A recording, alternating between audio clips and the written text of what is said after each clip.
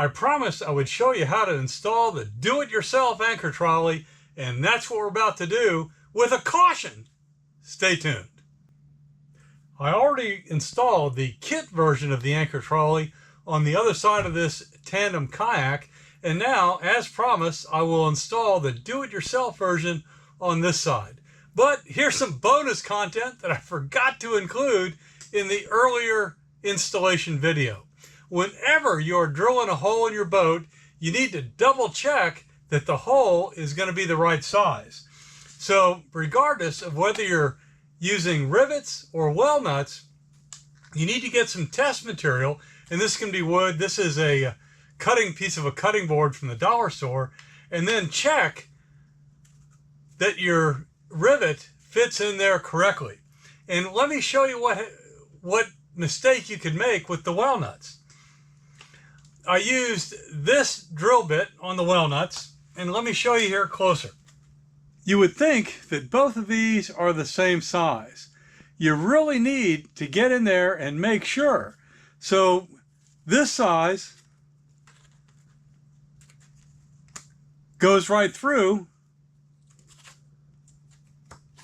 This size fits perfectly, and I can't pull it through. I would have never have known that if I had not drilled a test hole. So depending on the actual well nuts you're going to use, do a test hole to make sure you don't have this situation going on. Now, let me review the components of this, and then we'll install it. Pretty simple. I'm using stainless steel pad eyes, some quick links, metal ring that I got at Home Depot, and I'm going to use rivets, these tri-grip rivets, instead of well nuts. Then another set over here, of course, a cleat to hold it, and the rope. And that's all you need. This is a job that takes about 10 minutes to get done. Here's my pad eye, the rivet, put the quick link in. I like having the clasp to the top.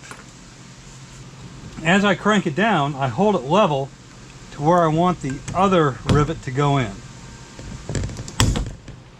One's in. Get that aligned. Another hole.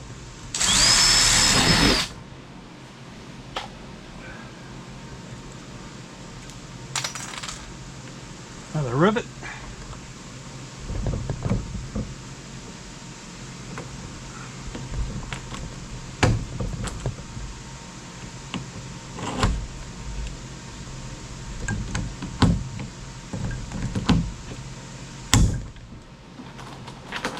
Done.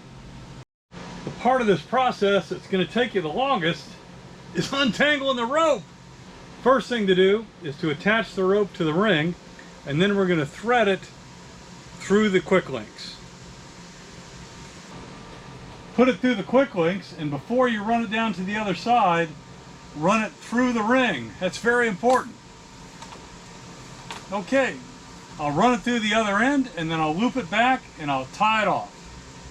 Note that I did not cut this to size before I threaded it through the two ends, because I want to make sure that I've got enough rope on here to meet the requirements. So I'll thread the entire thing through to know that I've got plenty. When you're threading it through the ends, make sure that this goes in on the top on both sides and out the bottom. Then it's just a matter of tying it off right here, and we're done. Just got to put the cleat on. Here we go, all set. The lines are organized. I've got it all tight, and once this stretches out, I'll tighten it again, and then I'll put some super glue on here to make sure the knots don't loosen up. But don't do that yet. And also, that's why I'm leaving a little slack here, just in case I want to adjust it over on this side. Last step, let's install the cleat.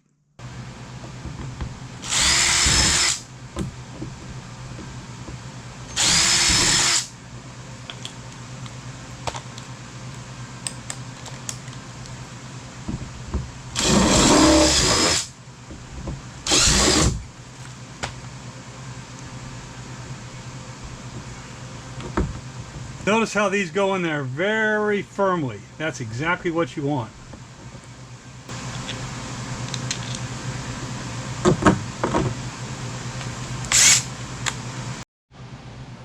When using walnuts, you need to finish tightening them by hand. There you go. In all, if you've got everything organized and sorted out, this is about a 15-minute job to get done. You can see I've got my trolley here, and I will run the anchor rope up through the ring. Do not attach it to the ring, because then if you attach it to the ring, the trolley can get pulled underneath your kayak. I'll run it through the ring and then back here to the cleat that I just installed. That way I have a quick release mechanism if I get caught in the current, hung up on an obstruction, or need to let loose with the anchor to deal with a fish. And of course your anchor needs a float on it, and we'll talk about that in a future video. Comments? Throw it down below. Thanks.